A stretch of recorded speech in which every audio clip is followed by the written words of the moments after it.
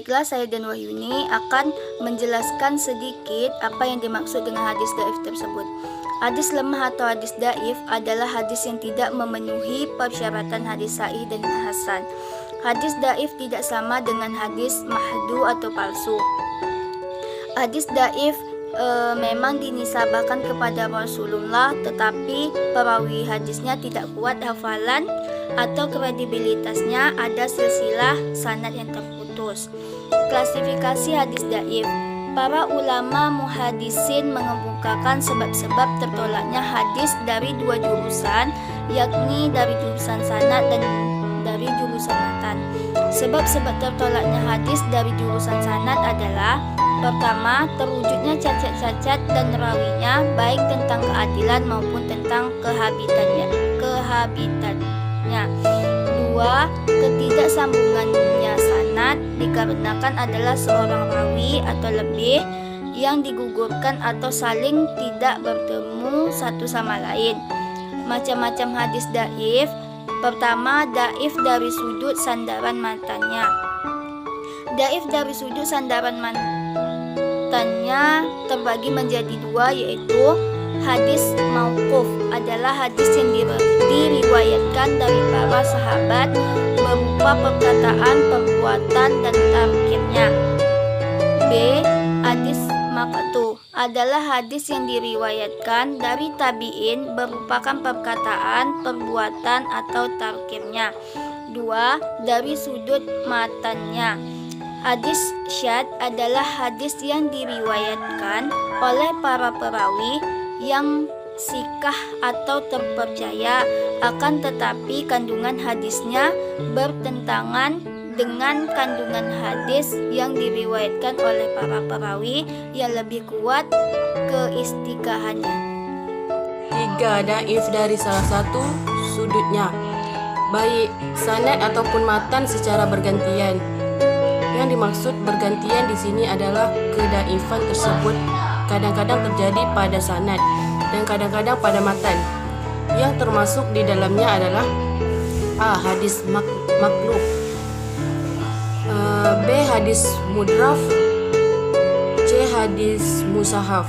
4. Dhaif dari sudut matan dan sanadnya secara bersama-sama. Yang termasuk hadis dhaif dari sudut matan dan sanadnya secara bersama-sama yaitu hadis maudhu yang disanadkan dari Rasulullah SAW secara dibuat-buat dan dusta. Pada beliau tidak mengatakan, melakukan, dan menetapkan. B. Hadis munkar adalah yang hanya diriwayatkan oleh seorang perawi yang lemah yang bertentangan dengan hadis yang diriwayatkan oleh perawi yang terpercaya atau jujur. 5. Dhaif dari segi persambungan sanadnya. Hadis-hadis yang termasuk dalam kategori dhaif atau lemah dari sudut persambungan sanadnya adalah hadis mursal, hadis mukati, hadis mudal, dan hadis mudalas. 6. Berhujjah dengan hadis dhaif.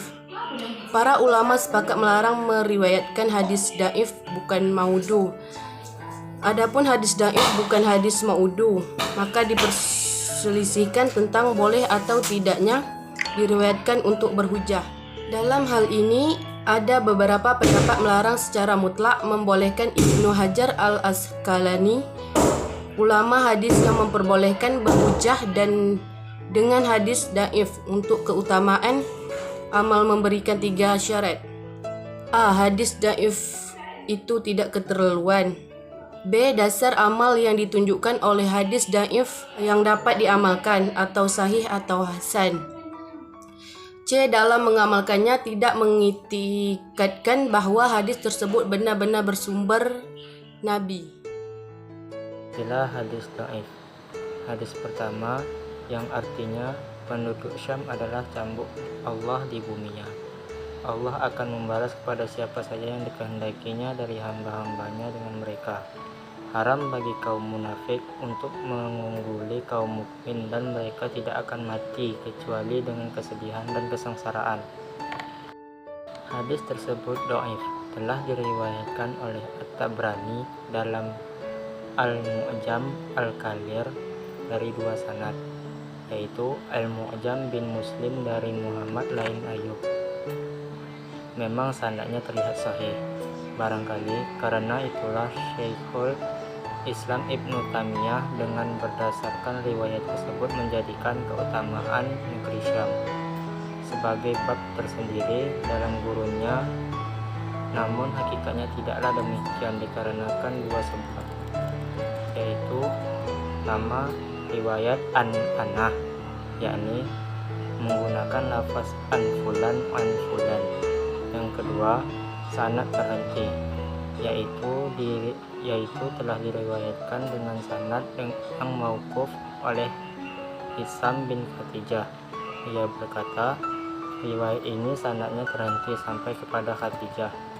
Hadis kedua, yang artinya barang siapa yang melahap madu 3 hari setiap bulan pada pagi hari, maka ia tidak akan tertimpa musibah besar.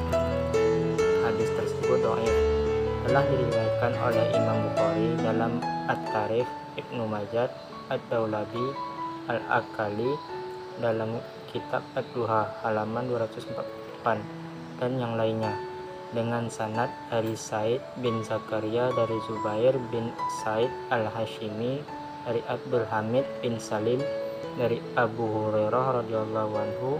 Kemudian Ukaili berkata, Imam Bukhari telah menyatakan bahwa Abdul Hamid bin Salim tidak terbukti bertemu dan mendengar langsung dari Abu Hurairah radhiyallahu anhu.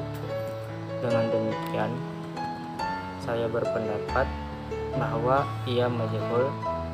Begitu pula yang ditegaskan Al-Hafiz Ibnu Hajar dalam Taghrib dengan menambahkan bahwa Zubair bin Said juga termasuk deretan perawi sanad yang lunak, yakni tidak menatap dalam meriwayatkan hadis-hadisnya.